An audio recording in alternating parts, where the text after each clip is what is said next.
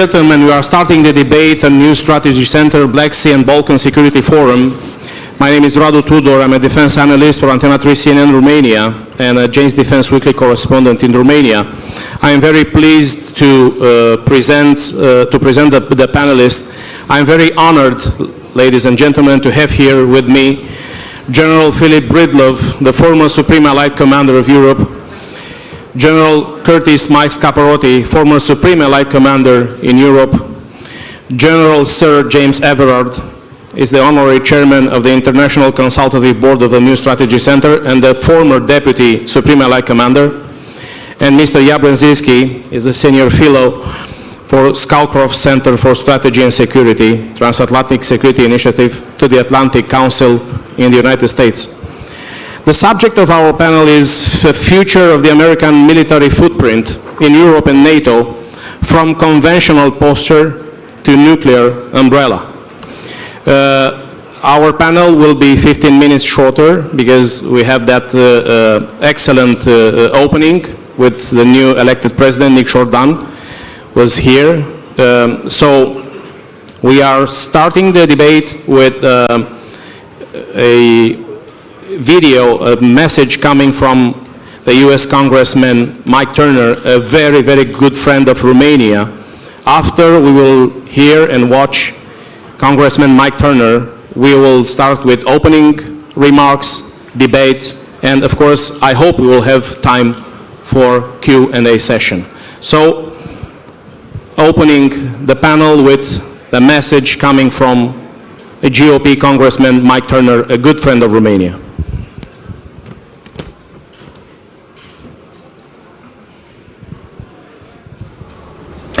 Hi, I'm Congressman Mike Turner.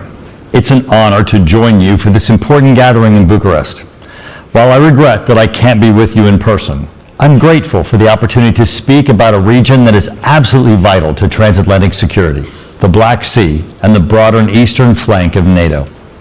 Today, Europe faces the most serious threat to peace and stability since World War II. More than 3 years ago, the world watched in horror as Vladimir Putin launched his brutal and unprovoked invasion of Ukraine. This was not only an assault on Ukraine's sovereignty, it was an attack on the very principles of freedom, democracy, and international order. Even now, Putin has set his sights beyond Ukraine's border. He is determined to march across Europe, threatening our NATO allies' very existence as he seeks to rewrite the post-Cold War map of Europe and challenge NATO's resolve. He must be stopped at all costs. That's why the United States must continue to stand shoulder to shoulder with our allies in the region, especially frontline nations like Romania. Romania plays an indispensable role on NATO's eastern flank. It hosts rotational U.S. forces, key NATO infrastructure, and most notably, the ballistic missile defense system at DSACEUR. That system is purely defensive and vital to deterring threats from rogue actors. In today's security environment, marked by increasingly aggressive behavior from Russia and Iran, its strategic relevance is greater than ever. The Black Sea itself is of immense military, economic, and geopolitical significance to both European and global security. It's a strategic corridor linking Europe, the Caucasus, and Central Asia. It has economic importance as a transportation nexus for many goods, including grain exports from Ukraine and energy products from the Caspian Sea. But is also where Russia seeks to project power, disrupt trade, and undermine allied cohesion. It is paramount that the United States maintains a strong presence in the region to preserve and expand energy imports, digital infrastructure, and economic development. That starts with creating a more robust foreign policy toward the Black Sea region and increased advocacy between the United States and our partners in the region, Romania, Georgia, Bulgaria, and Turkey, who are vital to U.S. interests. Our objective is simple: to deter malign attempts by Russia and China to control the region and defend the sovereignty of free nations. That is our red line. Putin and Xi cannot be allowed to cross it. Authoritarianism cannot win. Now is the time to act decisively to strengthen economic ties between the United States and our Black Sea partners. bolster military posture to defend against further Russian and Chinese aggression, and ensure that democracy triumphs over authoritarianism. I appreciate the opportunity to address this distinguished forum. I hope that you all have a great conference, and I look forward to continued collaboration to safeguard peace, security, and cooperation for the Black Sea region and beyond. Thank you.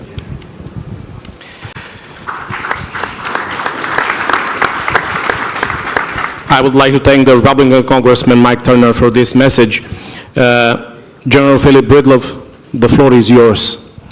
Okay, the good news is, since we're running behind, I'm going to significantly shorten my remarks.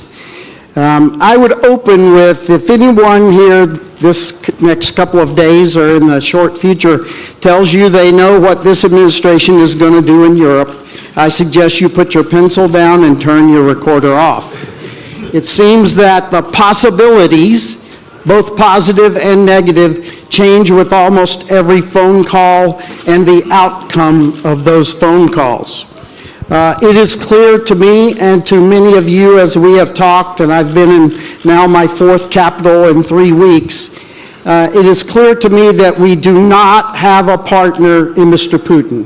Mr. Putin is not interested in peace.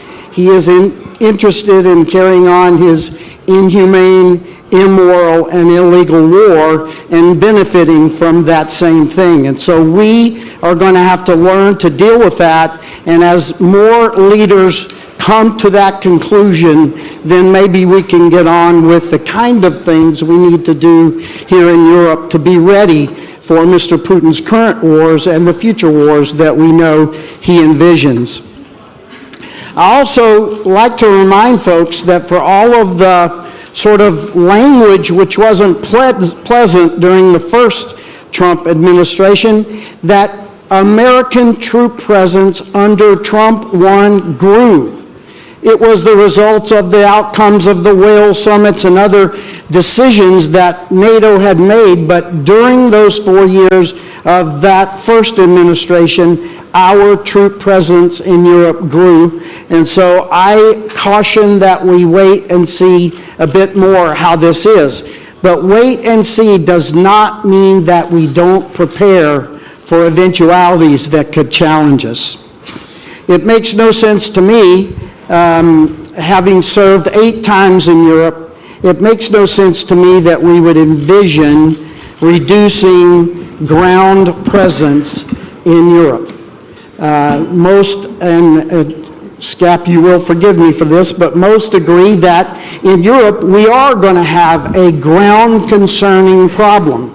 Whereas in Asia, first and foremost, we're going to have an air and naval concerning problem. So the idea that we would decrease troop presence in Europe in order to better face a problem in the Pacific doesn't meet the calculus that I learned at Georgia Tech.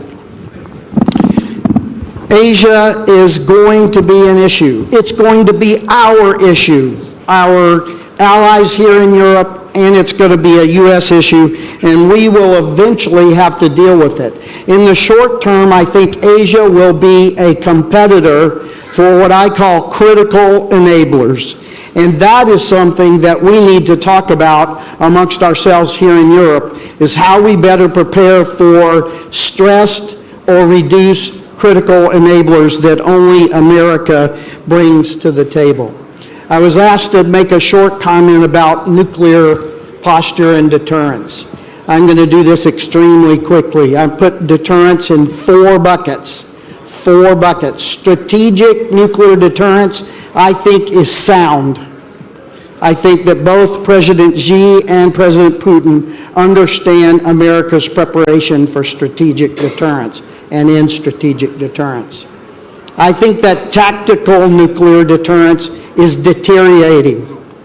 Almost on a bi-weekly basis, somebody in the top 3 or 4 in Russia talks about nukes. The most recent was when Mr. Putin said about 6 days ago now that he sure hopes we can get through this war without involving tactical nuclear weapons. Mr. Putin continues to put tactical nuclear weapons on the table because he knows, he understands that it deters the Western leaders. It certainly deters our capital. The next bucket is conventional deterrence. I believe that our conventional deterrence inside of NATO spaces continues to be very high. Continues to be very high. But I think that conventional deterrence outside of NATO spaces is completely gone. Mr. Putin heard over and over and over across the last 5 or 6 years, we will defend every inch of NATO. I think what Mr. Putin hears is everybody else is fair game. And so we have got work to do in Europe to reestablish conventional deterrence outside of NATO spaces, and then we need to continue to be focused on Article 3 in order to be prepared for Article 5 within our spaces. My last bucket of deterrence, or my last remark, is that deterrence in the gray zone, in the hybrid zone, in the what I call war below the line zone. We have zero, ladies and gentlemen, in my opinion. We cumulatively have zero deterrence in the hybrid zone. Russia is active in every capital and nation, including yours and mine. I am often challenged on that, and then I remind people that Russia turned off a gas line in the southeast United States and drove gas prices to nearly double in 3 nights. So Mr. Putin is active, and we have to find deterrence against not only Mr. Putin, but Mr. Xi, against the Iranians and any others that are active in our gray zone. So just to wrap back up, I think that our posture in Europe is still on the table, and it's going to depend on how good or how badly Russia is becoming a problem more and more as far as peace in the future. I think that we have a good, strong reason for a strong ground presence here in Europe, and then we will have to work to share for strategic enablers. Thank you. Thank you, General BREEDLOVE. I think there is no better country in NATO that knows by herself that we have zero deterrence on hybrid. Romania was the first NATO country to cancel the presidential elections because of the huge hybrid war coming from Russia through an international network. So we still have to prevent more and more. Deterrence means, first of all, prevention. I will give the floor to General Curtis Mike SCAPARROTTI, a former Supreme Allied Commander in Europe. I feel like I'm in shape right now in Mons. It's a privilege. General SCAPARROTTI. Thank you, Radu, and thank you for moderating this panel, and to New Strategy Center for inviting me to be a part of it. It's a pleasure to be here today, and particularly with these other panelists who I've worked with for years and admired for years, so it's an honor to be with each of them. I agree with everything I've heard to this point from my brother here, Phil. I will not go through what I wrote. I will try and shorten that up so we can get through it. But basically what I had written was in 3 themes, basically. NATO's evolving force posture, I'll talk about that a bit. Shared responsibility for security, and then the enduring need for U.S. leadership inside of NATO. So if you listen to General Cavoli's testimony here before Congress in April, he was absolutely clear. There was no ambiguity about the fact that the United States is committed to a combat credible forward presence here in Europe with an enduring guarantee provided by our nuclear capabilities. And I agree with Phil, I don't believe that our extended deterrence is in question, full stop. We're committed, it's credible, and it will be here. And not just, you know, that force structure isn't just oriented on the Russian threat at all. It's on the full threat to NATO and the Transatlantic, and it's oriented as well on Russia's partners. And here I'm speaking in particular of China and the security challenges that they put in place. Now, about force posture, we've got to be clear-eyed. You know, I applaud the attempt at negotiation for a ceasefire, which looks quite dim, frankly. But we also have to realize that threat landscape in the as this goes on, has not changed at all. In fact, it's increasing while that goes on. And then secondly, as Phil said, another way that I would think that everyone here would agree by now that Russia's war in Ukraine should have shattered any illusions that about Putin's intentions. He still has the maximalist objectives that he had in 22, in my opinion, and we should not forget that. And in terms of our posture here as an alliance, I applaud the fact that it's based on the DDA and the family of plans. We have a structure now that's strategic, that has a vision that's long-term, not just in the immediate future. But again, to be clear-eyed, we have to realize that there is much work to be done to continue a credible deterrence and to fully fill that out. And we have to be urgent about getting that done. I'll take a second to applaud Romania here, who in this important region has been focused on their defense funding at above 2%, and more importantly, how they use that money has been focused on modern systems that they need and that are effective. And then they've also been a key player in NATO with enhanced forward presence, as well as having one of the key assets here for NATO's air and missile defense. So thanks to Romania on that. A bit on burden share, quickly. Well, you know, the discussion about 2%. Well, it's clear the United States has said that Europe has to do more. And I think that is true. And of course, President Trump has said that again and again. In fact, his recent comments have been 5%. And what I would say to you is, if you go to the Cold War period, all of us spent well over 4% during the Cold War. So when we talk now about a potential for 3.5 in the summit, we need to get there, and with urgency. Now, the money part of it's one thing, but you may reach the funds, and there's money available now in Europe. You've responded. But it's how you spend it, and it's got to be spent effectively on systems that have effect as well. And then systems, I would say, not only affected, but I want to mention interoperable, interchangeable. So my point about the shared aspects of this with the United States, with all of our allies, Europe and North America, to be effective on this.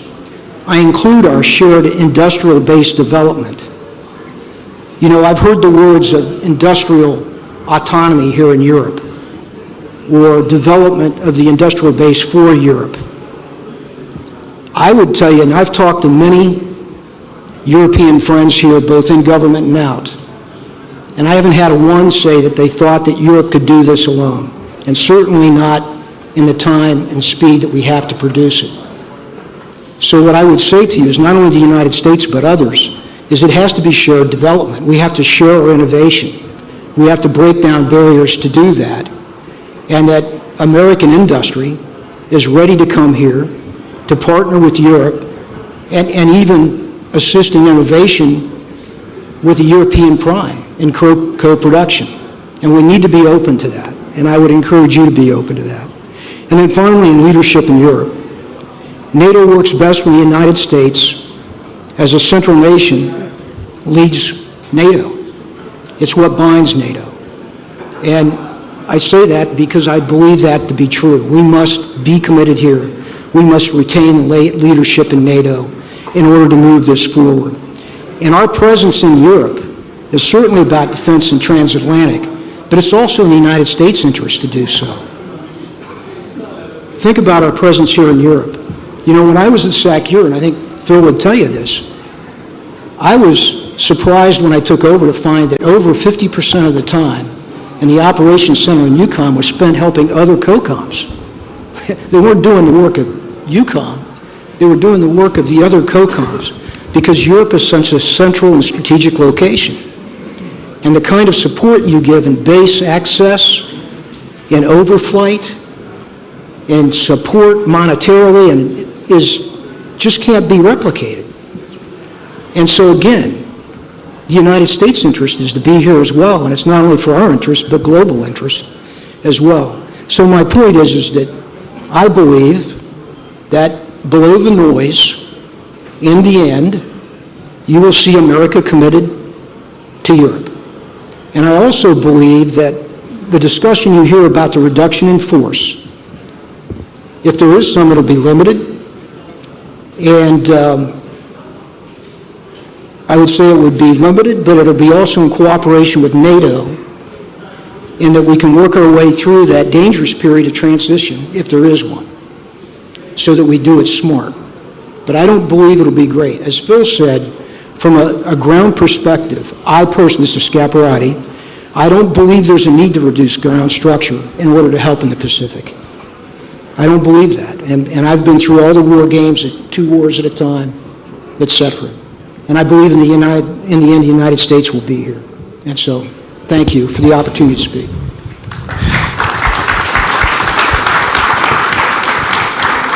Thank you, General Scapparotti. I will give the floor to General Sir James Everard, former Deputy Supreme Allied Commander. Please. Thank you very much. Clearly, I'm not American, but I'm in my 8th year in NATO, and my glass is half full. From what I have seen and what I'm seeing, I think we should have faith that the US will sustain an appropriate level of military power in Europe, in, through, and with the alliance, if we all play our part. My logic, well, first of all, the US is not a passive actor. Secondly, the US is heavily invested in Europe to significant US advantage. But I think President Trump faces a dilemma. You know, he needs to be strong at home while also deterring simultaneously in the Euro-Atlantic and the Asia-Pacific region. And we discussed it last night. If you are going to deter, then you need to unambiguously demonstrate the ability to defend, and that requires full spectrum capabilities. And the US do not have enough. Indeed, you know, I think we've heard it, they will need to do less in Europe to allow them to do more elsewhere. And they need to do this transition, this rebalancing, without increasing the risk at home or in Europe or in Asia. And, you know, so what is the trick? Well, America first isn't America alone, we've heard that. And so the solution to this practical problem is for allies to do more. European allies, Canada, and across the Quad Pacifico. And I think General Scap spoke about transition. How quickly can this happen? Well, too slow, and I think the allies will not act with urgency. Do it too quickly, I think the allies will be cowed by the scale of the challenge. A problem compounded by our very necessary support to Ukraine, which has left some forces reasonably hollow. So 3 points, I think, to finish. One, I don't think the US is going to abandon Europe or its seat at the European security table. It's simply not logical, but I think they are going to demand that we do more quickly in our own defence. I think that's logical, and I think, you know, we must do it quickly. In the end, what does that look like? I think it looks like a US combat credible force here in Europe, but actually a conventional and nuclear backstop to a much larger European force.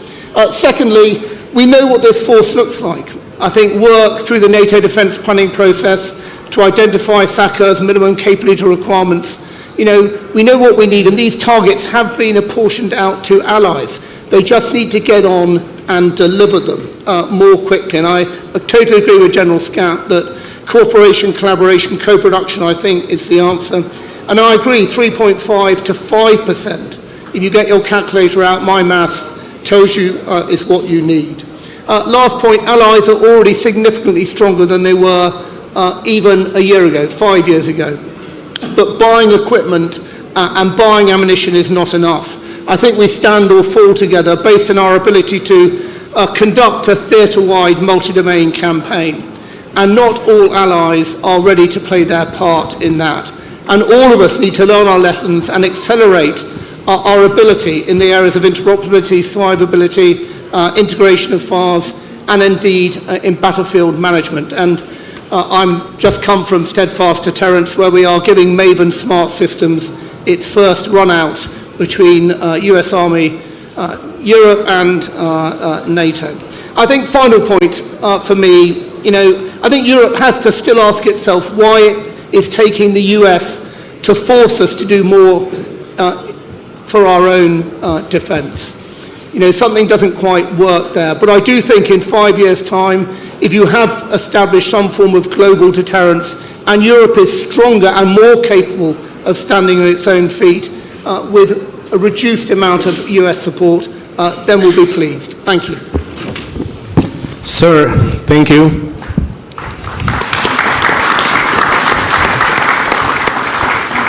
With your approval, we're going back to America, to a brilliant mind of America, Dr. Jan BRZEZINSKI, a senior fellow at the Atlantic Council. Jan, you have the floor. Thank you, Radu, and let me start by thanking George for orchestrating this great event and pulling off a total coup to have the President-elect, and probably his first public appearance, come to the New Strategy Center says a lot about his organization. I'm going to bring a slightly more pessimistic view than my colleagues, because I think change is in the air. I think there are going to be forced reductions in Europe by the United States. So what I'd like to do is share with you some of my thoughts of why a robust U.S. permanent presence in Europe is important, because this is the message that the Trump administration needs to hear. Share with you a couple thoughts on how I think the Trump administration is approaching this issue, and then what Europe needs to do about it. Now, for decades, and still today and looking forward, I believe the United States has vital interests that warrant a robust permanent military presence in Europe. Look, we have a massive economic interest in Europe. The United States has a massive economic interest in Europe. It's $6.9 trillion a year in trade. We have 4 times as much investment in this region than we do in the Indo-Pacific. 2 world wars have demonstrated it's impossible for the United States to avoid being entangled in a major European conflict. And today, we are much more interconnected with Europe. The United States is much more interconnected with Europe than it was 80 years ago. America's closest allies are found in Europe.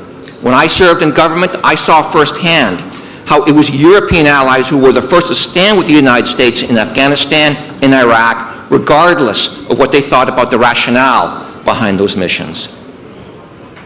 And I very much do buy into the argument that U.S. forces in Europe are not an act of charity. They are an act of self-interest. They enable the United States to defend its territory forward, pressing an adversary closer to its borders than our own. Europe is an important location from which the United States projects power beyond Europe. Think of the Middle East and maybe in future in Africa. And it encourages and facilitates burden sharing by Europeans.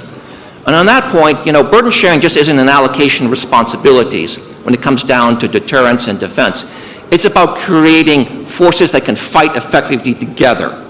That requires time together to establish relationships and to transform those relationships into effective fighting forces. You can't surge trust, you can't surge confidence, to paraphrase one of my colleague's predecessors. On a geopolitical perspective, U.S. military presence not only underpins U.S. leadership in NATO, it also fosters and sustains comity and collaboration among nation states in Europe that in bygone centuries have been bitter and bloody adversaries. I really believe that. That's an intangible benefit to the United States and to Europe, and it shouldn't be underestimated. So in short, when you think about U.S. investment in force structure, we're talking about less than 10% of U.S. force structure. We have 1.3 million men in arms, men and women in arms, and 60 to 80,000 in Europe. So it is a good geopolitical, it is a good operational return. So where's Trump coming on this? How is he and his team shaping their approach? What is their approach to the issue of force posture in Europe? Well, I'm not confident that President Trump sees the United States as having vital interests in Europe. He sees Europe as a place to sell our goods. He sees Europe as the home of America's economic competitors, a region that has exploited American largesse. Trump places primacy on defending the homeland from migration and from missiles.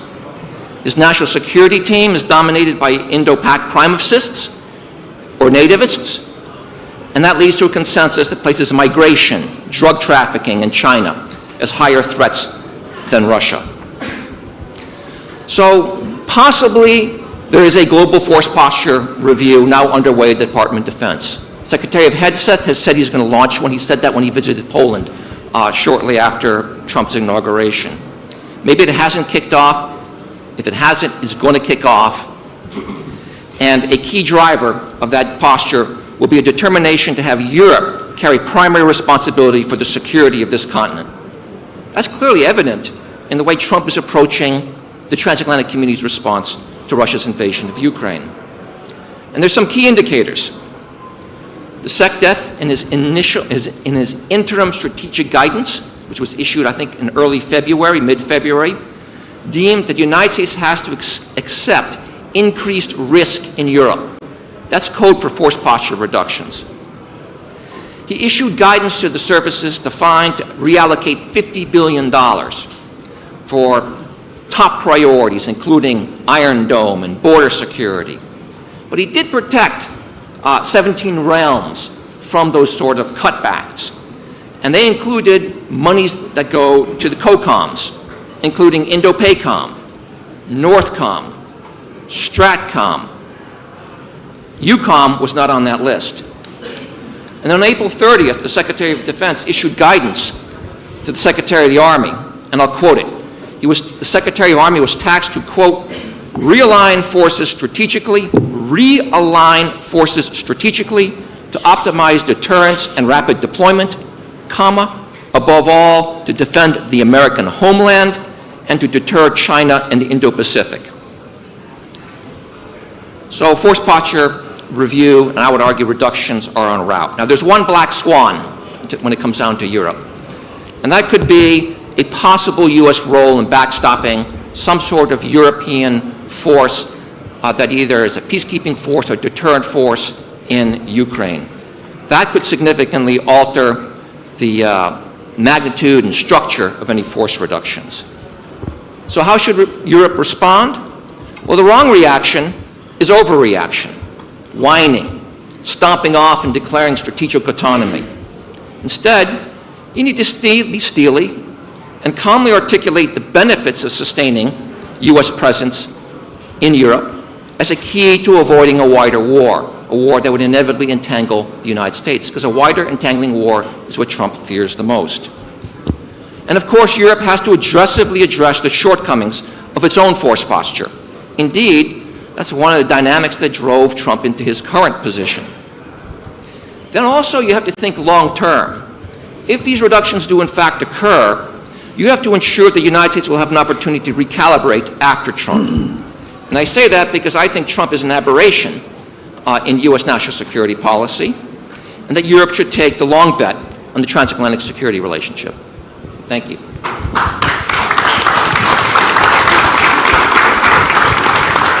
Thank you, Jan Brzezinski. General Breedlove wants to raise a question about readiness. General? Well, thanks. I was hoping you would just ask me that question, but it's all good. I think that a point I left out of my remarks, but is important based on how the panel has gone so far, is the idea of readiness. For most people that are planners, military planners, either civilian or military, we understand that readiness is a mixture of fight tonight readiness. Are we ready to fight right now with the force that we have? Versus long-term readiness. And you have to have an appropriate balance of this as you approach your budgets and the way that we spend the money that we allocate to defense. And I would offer, for me, I can't speak for them, but I think they would feel the same way, that sort of balance of how we look at how to fight now versus the future has always been relatively constant, not perfectly constant, but we have an understanding of what that looks like. I do believe that this war that we see that Mr. Putin is waging in Europe I think that it may need to give us pause and that we should think a little more about that balance. And I would give you this question to ponder about your various nations and certainly this great nation. Are our nations ready to fight the integrated air and missile defense we see in the problem being created in Ukraine? Are you ready in your nation to absorb 200 plus drone missile attacks into your country every day and every night? And remember that we used to sort of think about protecting military assets and national command and control assets and our leaders. But if you look at the targeting of Mr. Putin, the vast, I'm going to say it one more time, vast majority of the targets that he has struck are civilian targets, or what we call counter-value targets, not counter-force targets. So, and that's despite the fact that Mr. Lavrov said the other night that they only aim at military targets. I had to laugh. If all they're aiming at is military targets, then their weapons aren't very good, because the vast majority of what they're hitting are civilian targets. So I'll get off the stage on this particular point by just saying we used to sort of understand the calculus that would keep us healthy. The balance of what we're spending on today versus what we spend in the future. And I think the war, again, that Mr. Putin is waging on Ukraine may give us a need to reconsider some of that balance. Thanks. Thank you, General. We have only 5 minutes left of this panel, and I would like to give the opportunity for Q&A session. 5 minutes. If somebody wants to put a question, we are open it. Otherwise, I would like to ask General Scapparotti, do you think it will be acceptable to set the target for 3.5 on GDP for defense in NATO summit in Hague, because in Holland, because we are all crossing very difficult economic times with pressure on the budgets, with inflation. We have a lot of problems. Do you think that it will be 5% or nothing, or we can accept all 32 allies that we can cross from 2 to 3.5 first? Well, I think I said earlier, I think that we need to spend 3.5 at least, because history tells us that we spent much more than that being ready in the past. And yes, it looks like a bleak, I mean, even in the United States, right, we're not where we need to be, in my opinion, right? We're not either. So, you know, we got sin on our soul if you're looking at that. So I think we all need to get after it, because that's the threat. This is the most dangerous security environment I've seen in the whole time I've been in this business, right? So the United States and all of us as allies need to spend that. And I think, you know, I remember one time when Secretary Mattis, General Mattis testified, and he said, look, we can afford our security. We have to look at it that way. And I believe that to be true. It's not if, it's we must do this. It'll be far more expensive if we don't. Thank you. I want to ask General James Everard, do you think we will see in the very near future some changes in the nuclear posture of NATO in Europe? No, I don't. I think following Vilnius, SACEUR got many more authorities in the nuclear domain to do appropriate planning, and I think the Allies are happy where they are on that, recognising General Phil's point about Putin's postulation at tactical level. But I don't. I think nuclear is still as she goes. Thank you.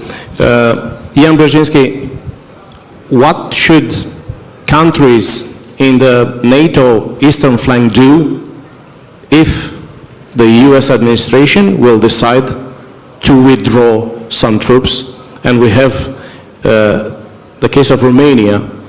We have thousands of US troops in Cogolnicianu. We have huge investments in Câmpia Turzii.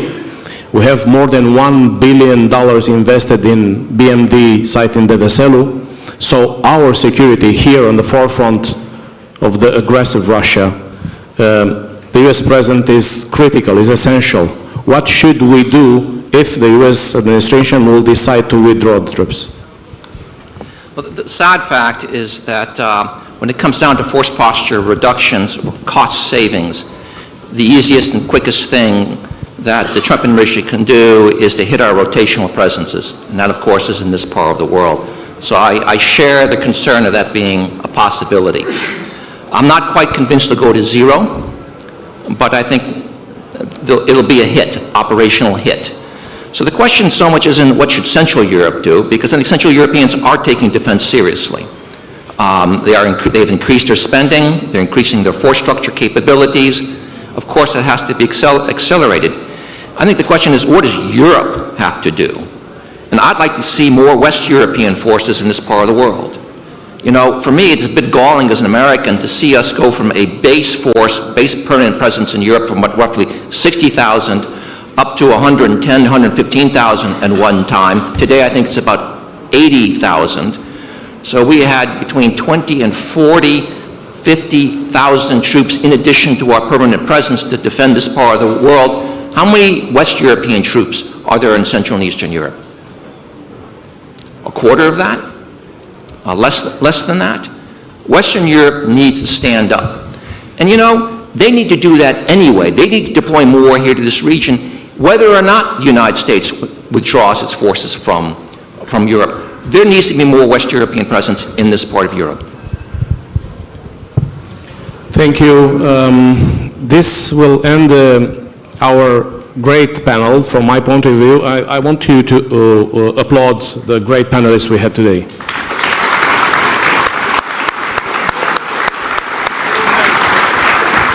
We have a 5 minutes break, and don't forget to come back to the next panel. Thank you. We are going to do that.